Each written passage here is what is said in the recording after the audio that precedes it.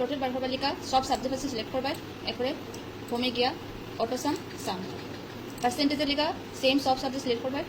এরপরে অটোসামে গিয়া এভারেজ, ডিভিশনের লিখা ফর্মুলা সে গিয়া লজিক্যাল ইফ লইয়া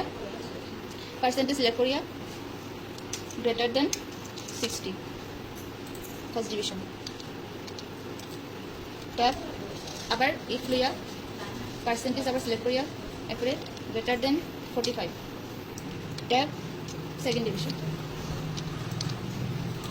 ট্যাব আবার ইফটা লইয়া পার্সেন্টেজ সিলেক্ট করিয়া গ্রেটার দেন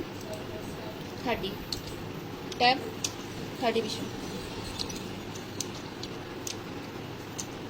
ট্যাব ফেইল।